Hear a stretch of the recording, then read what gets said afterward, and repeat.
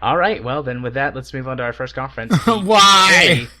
The EA conference. One of the cringiest conferences that I've ever seen. It's pretty bad, guys. It's pretty bad. Yeah, my notes were very vulgar. I took almost no notes on anything in this conference until we got to Battlefront 2. Well, let's see. Most of my notes were, why? Why? Kill me. Boring as fuck. Skip, please. Yeah. Who the fuck are these chuckle nuts? Yeah, so we should probably... Yeah, let's just go right down the list. Madden 18, long shot. Oh, wait, they started off cringy with the drum crew. Don't forget the drum crew. I actually really like that. I like the marching band. That was nice. I thought that was a nice touch, because... If they're going to do a marching band, I think they should bring back the college football. Yeah, the band is a lot bigger thing in college football than it is in the NFL. So yeah, good point. But still, I mean, I liked it. I thought it was different.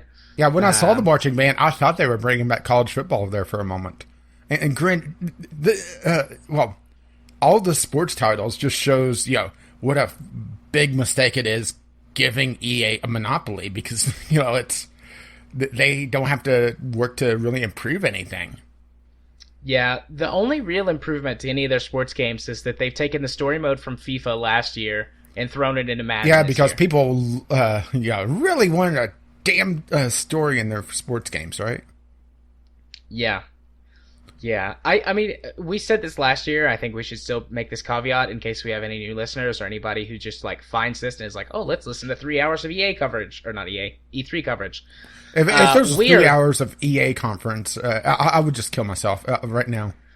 Yeah. We are not the target audience for sports games. I mean, I don't really care about sports at all. Well, here's the thing. I especially don't care about sports video games. Here's the thing, is that I kind of like some sports games, and I really like others. The main problem here is that, okay, FIFA is on PC, I think. I'm pretty sure it is. But, yeah, I'm not a soccer guy. Or, sorry, football. Madden is not on PC.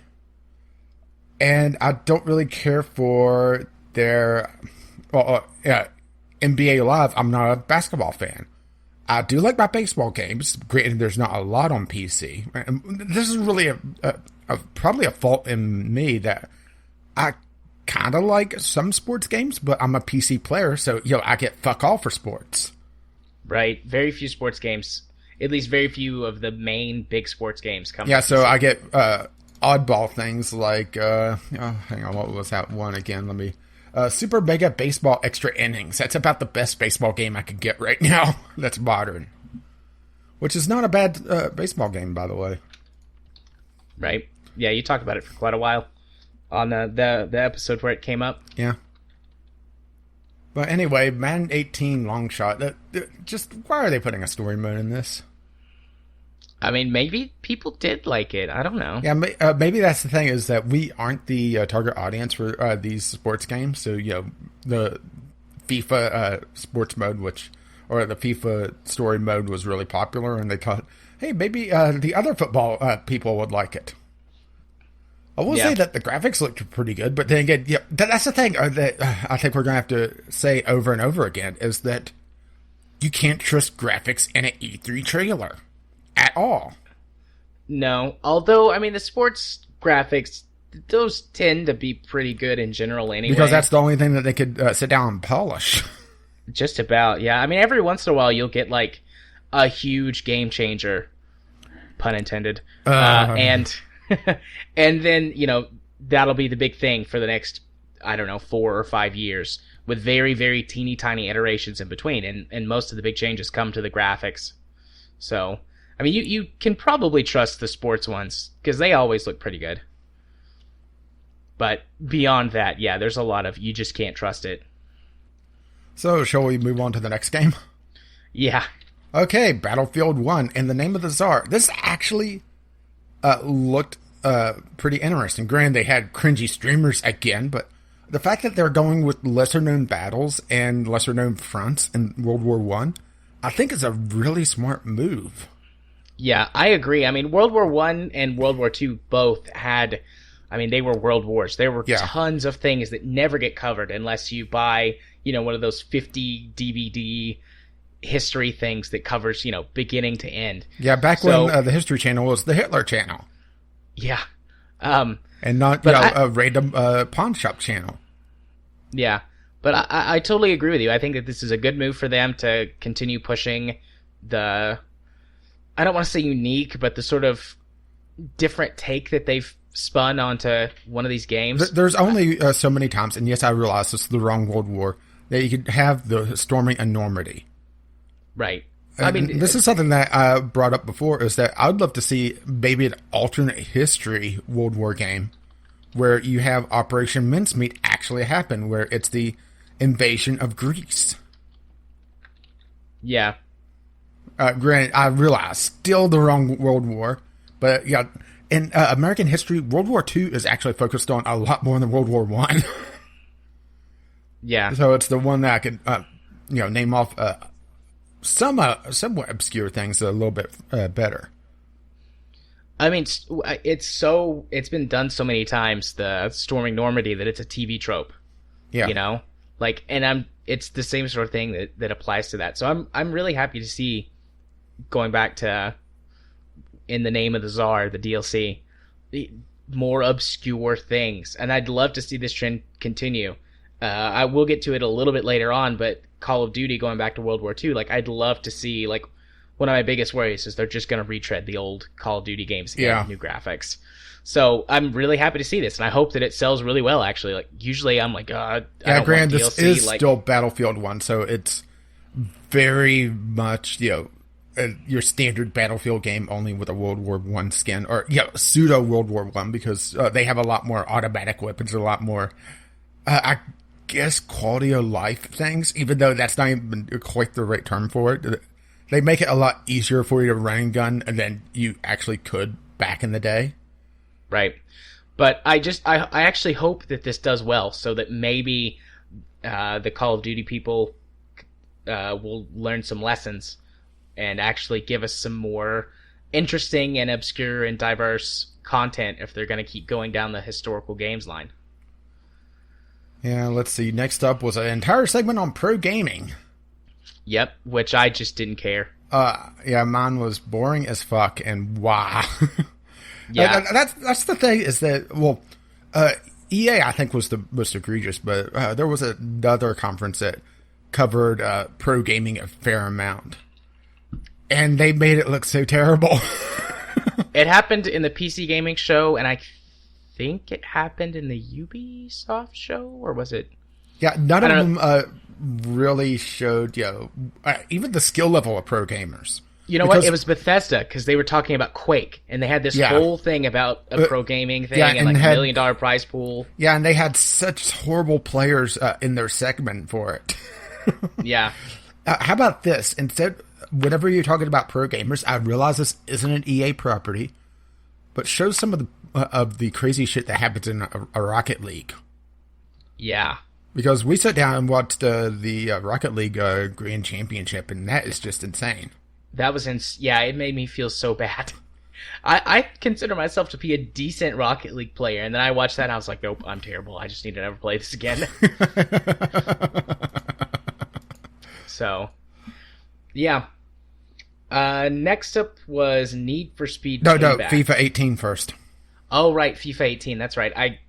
My note for that is FIFA, yay, I guess. Mine was, I don't know who Alex Hunter is, but fuck him. Because I guess that's who the protagonist is in the story mode this time, because they just... if you were taking a shot every time they said the name Alex Hunter, you'd be dead of alcohol poisoning. Yeah. And also, this was the segment that they brought in, the Men in Blazers. Yeah, which was terrible. That was so cringy and not funny. And then they had the high five, or the missed high five hurled around the world. Yeah. Instantly meme-ified.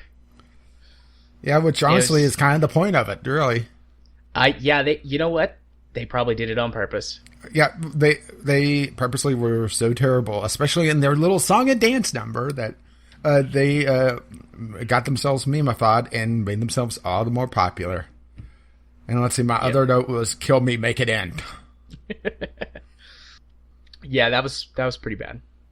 Okay, next, Need for Speed Payback. I guess I just skipped FIFA because I don't care, but I am looking forward to this.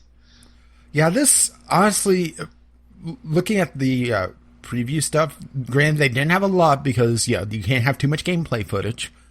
Right. Need for Speed Payback feels a lot like The Crew, to be honest. With finding junkers and fixing them up and that sort of thing, and sort of more of an open world thing going on that they had before. Yeah, and you're doing car heists. Like, my note for this is Need for Speed meets Fast and the Furious! !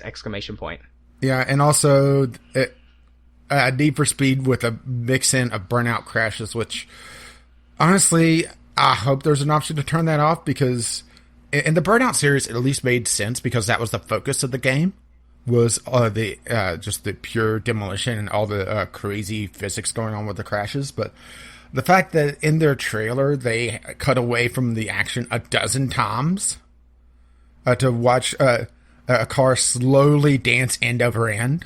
You haven't played a Need for Speed game recently, have you? I guess not. That's been a thing for a long time in the Need for Speed series. The last one did away with it. What was it? I think it was just called Need for Speed. Maybe that's the thing, is that the last Need for Speed game that I played and enjoyed was Most Wanted, I think. The original Most Wanted. Yeah. Yeah, Need for Speed. The last several Need for Speed games. Maybe it's just the fact that I got away from the Need for Speed series.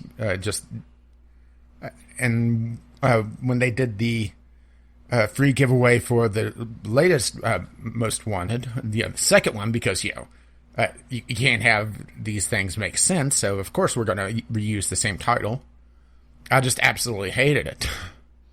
Yeah, it's just been a thing in the last few games. Aside from I think they're Pro Street or Pro something or other. I mean, because that was all about racing, like actual racing circuits and things. How dare they actually have racing in a Need for Speed game?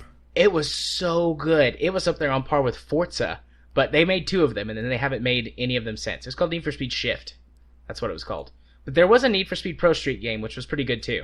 That was also all about racing, but it was a lot less like pro racing and a lot more like amateur type racing. And also, something else that they're throwing in on this one is playable or swappable playable characters. So in the mission that they showed off, you were coming up behind this tractor trailer, and eventually the girl that was with you climbs into the tractor trailer, steals the supercar, and drives off. But when she's launching out of the back of the trailer, you swap to her, and now you're driving away in the supercar, which could lead to some interesting things in the story mode, because that's one thing that has always been kind of tough to do in the single-player missions in these games. Granted, I will admit that I haven't played the latest Need for Speeds, is that it's very janky trying to go between cars, if a mission even allows it. Yeah. When sometimes it would make more sense, and it would allow for keeping up with the action a lot more. Yeah, I'm looking, as long as they do it well, I'm looking forward to this, because the idea behind the story mode is like you're trying to take down some cartel or something like that who deals in cars. It seems heavily inspired actually by the Need for Speed movie. Its plot line, because it's Need for Speed, Fast and Furious. Yeah, that's Need for Speed meets Fast and Furious. That's why I made that as my top note for this. It looks really campy and over the top, and as long as they don't mess up the driving and stuff, I think I'm pretty much in on this one. All right. So next up? Yeah. A Way Out. Yeah, this is an interesting one. This is from the team behind Brothers: A Tale of Two Sons, our current Game Club game, actually. Yep. A Prison Break RPG with a co-op focus. Yeah, it looks interesting. I hope it's better than the actual Prison Break game. That game is terrible. I'm a little skeptical of this, mostly because the developer, and I'm blanking on his name now, and I didn't write it down because I'm an idiot. he got on stage and started Peter Molyneuxing. Right. And, yeah. And that puts me off big time. And also it's designed for split screen co-op, even on PC, on internet play, which could be very disorienting, I think. Yeah, I think so too. Especially if you don't have good connection.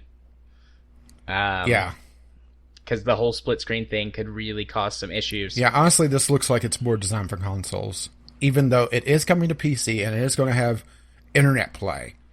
It's one of those things that it looks like it could technically work, but I'm not sure if it would.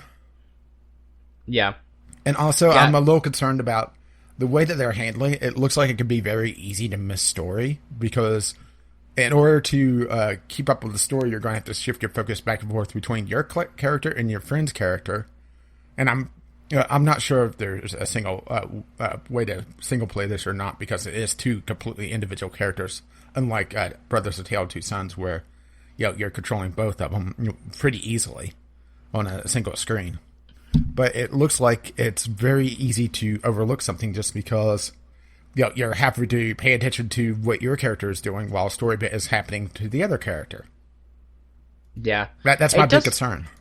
It does look interesting, though, and as far as I know, something like this hasn't ever been done before. And so, you know what? I'm willing to give them some points, at least for trying something new. Yeah, they're at least trying something new. It's just one of those things that I'm a little bit skeptical on on how they're going to do it, especially when the developer gets on stage and starts sounding like a Peter Molyneux soundboard. Yeah. Yep, I definitely agree with you on that one. But still, I don't think there's enough innovation anymore in the games industry. Yeah, and I will agree with that. To see. It's very expensive to make a game, so you'll see the same games over and over and over and over and over again, essentially. If it is a new game, it borrows heavily from other games. So there's not a lot of people that are willing to do the risks. And this is under the EA banner, but it sounds like this is more of like their indie department. Yeah. Or indie, protrusion from the blobulous mass that is EA until it gets fully absorbed. Yeah. Yeah, that's a good way to say it. Okay. All right, so then they brought up Seed, which is essentially Buzzwords, the segment.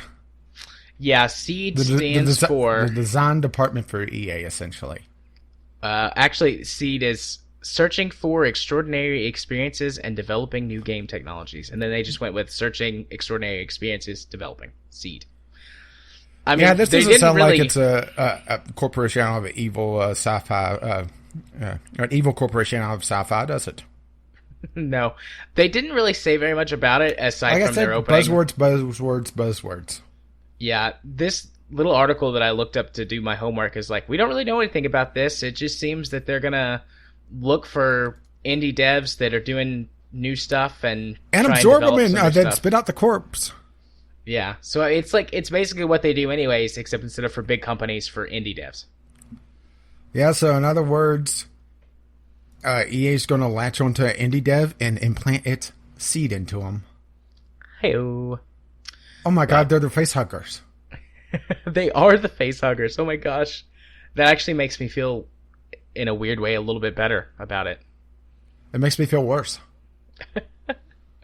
But hopefully it turns out to be a little more positive than we're anticipating. But I don't really have very much hope for that. Just like a tiny bit, because I'm an optimist. Or the optimist out of the two of us. But yeah, they didn't really say anything else about it, so we can't really talk anymore about it. They just said that they would say more about it later. So. Yep.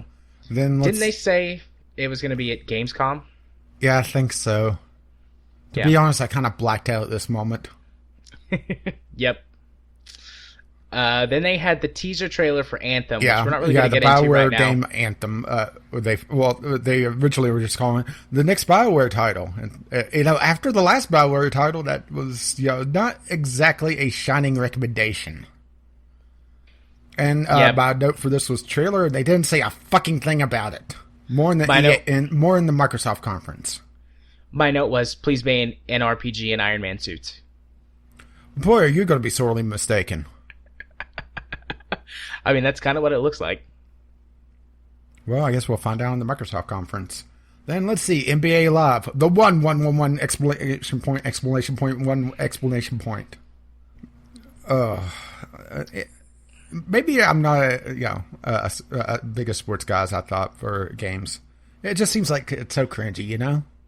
Yeah, my note was more sports.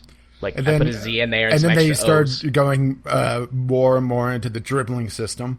And they made it sound like QTEs, to be perfectly honest. But, yeah, supposedly that's the normal thing for basketball games. Hell if I know. Last time I played a basketball game, it was Michael Jordan versus Larry Bird. It was like a 1992 game. Yeah, I can't even remember the last time I played a basketball game. I've played one before. I just don't know when it was that I played it. A long time ago. It was on GameCube. Mine was a DOS game. So yours is longer ago than mine. Then they got into this thing where they were talking about... Well, I should say my final note was, well, so much for all the parts that I somewhat gave a shit about. Yeah. So then they talked about doing like a free games trial for Origin and EA Access. And if you listen to this on the day that it releases, you can still go sign up for the 7-day free trial. So if you want to play some games, try out some stuff that you're thinking about buying. Yeah, I remember the first one's for free. So. Yep, first one's free. But I mean, they just talked about Origin and Access and all that a bit and said that they were doing the free trial and then moved on. Yep. To Battlefront 2. Yeah, for the last, half an hour of the show? Yeah, it went for a long time. Yeah, and my first note is, game changers? Really? Would you like to talk about that some more, Rage? I don't really have anything to say about it, so... The EA conference, it feels like it's just a bunch of suits standing around trying to figure out what their gamers are really like. And putting it out as a conference. Right. And not understanding a fucking thing. And let's see, they did mention that there's an offline story mode, but that was about it, to be perfectly honest. They did have that actress that stood on stage and sounded extremely pissed off about being there. She did, but I think that she was trying to be like somewhat in character because she's the main character from the story mode for the Imperials. Yeah, but still sounded like she was more upset that she was there than anything. Yeah. But I'm looking forward to Battlefront 2. Basically, what I felt like they were trying to say, but like not apologize, but sort of was like, hey, we know that everyone really complained and panned our game because we took away everything that made Battlefront really good. Remember, they said they got a lot of positive feedback. Remember, they talked about all the positive feedback and some of the constructive feedback. Yeah, but that's what I'm saying. Like, they apologized without really apologizing. Like, they tried to spin it. They tried to Trumpify it. But they are bringing back everything from the Battlefront series that they took away. So the single-player story mode, actual space combat, and improving the actual gameplay mechanics based around vehicles. Yeah, they did mention that all three eras were going to be present, and it just so happens that the game is 3 times bigger as the first Battlefront. Gee, I wonder if that's a coincidence. Yeah. I had a note, 3 times the content, ? The problem with the first one wasn't the lack of content. It was that you had so much shit you had to pay for missing from the previous, and so much stuff missing from the previous games. Well, that's the thing, is that further down my notes, they mentioned that they're doing the free free map DLC. They're not splitting up their community this time. Right. Which that's the big newsworthy thing about this. But then I just, my next note is just wondering how they're going to hit people with microtransactions. Yeah. They're going to have the loot crate system. They already had that in the Battlefront for like cosmetic stuff. That came in towards the end for character customization. But yeah, I love how that they're talking about all these features like classes, and it's like classes were in the first 2 Battlefront games. But and I'll be perfectly honest. Classes. Their gameplay footage that they showed turned me greatly off of it, especially when they were showing that player with Darth Maul just diving in, annihilating everyone, and then diving out. That doesn't look fun to me at all. I mean, that's how the old Battlefront was when you got a hero, pretty much. Doesn't look fun. I always thought it was fun. I feel it's like one of those things that it's fun if you're the person with the hero or just happen to be on their team. If you're playing against it with someone that's a hero and competent with it, yeah, just it's not fun then. I put down that this game is basically a remaster of the old Battlefront 2. Like, that's what I feel like it is, a remaster. And I think they're trying to sell it to people who are too young to remember the first two Battlefront games. Yeah, pretty much. And that's why they're acting like everything is new, because all of this stuff like is you old. can play droids for the first time. You could do that before in Battlefront 2. And actually in Battlefront 1. You could be the droids in both. Yeah. Well, and something else that they mentioned is that I think they said it was Rey's, or sorry, according to that one announcer, May. Oh, I missed that. Yeah. Did you call Rey May? Yeah. That's funny. Yeah, I have a feeling someone has played a little bit too much Overwatch. But her mind trick messes with the controls, which also doesn't sound like fun. No, that doesn't sound fun. I like that they brought John Boyega in, though. He actually does play Battlefront. I thought that was pretty cool that he came on and did that. Although you know that he was paid so much money. Just a so river many of credits money was given to him to do this spot. But I do know for a fact that he actually plays Battlefront. So I thought that was pretty cool. I did think that the weird casting of that gameplay footage that they showed, I didn't like that at all. I just wanted to watch the gameplay footage. Not just the weird casting, but also it seemed like whoever was in control of the camera saw, oh, this looks like an interesting moment. Let's cut away. Yeah. Especially when they were having some of the dogfights going on. That was, probably the most interesting bit to me. And, they immediately cut away to, someone walking down an alley. Yeah. It just shows that either, whoever was in control of the stream has no idea what the fuck they're doing, which would not be surprising. Or that they're, let's just call it like it is.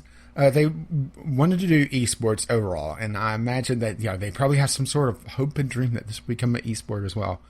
Whatever spectator tools they have, does it allow the cameraman good enough predictive ability to see, okay, well, action's about to happen here? Because there was a lot of times that they would cut away from action to just boring person walking around. Yeah. I'm actually worried that they're going to try and turn this into an esport game. Like, not everything has to be an esports game, guys. Learn that lesson. I feel like this EA conference overall, its theme was, we learned a lesson, guys. We're trying to do something different based on the lesson we learned. And not all of the lessons were good lessons. And I don't think that this is a good lesson. I'm waving my finger around. I'm very passionate about this moment. Anyways, yeah, I don't think that Battlefront needs to be an esports game, but they're probably going to try it because esports are a big thing right now. Yeah, there's a lot of money in it for the game makers. There's not a lot. That's kind of the funny thing as well, is that esports, there's a lot of money in it for the people that make the game, obviously, but for the players themselves, there's just not the money there. And Total Biscuit has talked about several times where him funding his esports team for StarCraft 2 was a loss. And that, they never made money. It was just a labor of love. And running an esports team is a money pit. Yeah. Hopefully one day it's getting a lot more legitimate, and I think that'll change in the next decade. But we're kind of at this point where it's like, they've just got a fire hose, and they're like, what's going to work? What's going to be the thing? And so everything is becoming esports right now. And it doesn't need to be. But, in a few years, it's still just laughable that Hearthstone is an esport. Yeah. Yeah, Hearthstone's a terrible esport. It's fun to watch, but it is a bad esport because of the unpredictability. But let's not get too far off on that. We've already got, we're like 45 minutes in, and we're not even done with the first conference. Yeah, well, let's finish off the EA conference with the highlight of the evening that they decided to end up with: a fucking mobile game.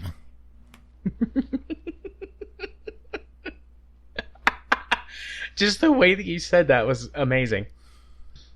I mean, really? This is what you end on? I mean, I understand that, people that stuck around for this long through the Battlefront 2 stuff are either, people reporting on it like us or hardcore Star Wars fans. So, while you wait for the next Star Wars game and or in between your runs on Battlefront 1, here, have our Star Wars scanner box on your mobile phones. Another one. Another Star Wars scanner box. Yeah, and also my entire... I have 2 notes for this. One, mobile games wrapping up an E3 conference. Goody. And then, so, who the fuck is General... Grand Admiral Thrawn? No, wait, never mind. I don't care anymore. I love Thrawn. I mean, they're using that to market to people who actually care about the extended universe. Yeah, but they how many times did they say his name in like 5 minutes? And they always use the entire name. Grand Admiral Thrawn. Yeah, it's. I think. I wonder if there's some sort of psychological trick there. They have someone on staff to write these scripts to try to implant the memory or implant some sort of feeling into. Actually, that's a good thought now that I think about it. Just how much of these scripts are built around psychology to try to get that desire going even more? A lot. A whole lot. And you can see all the tricks.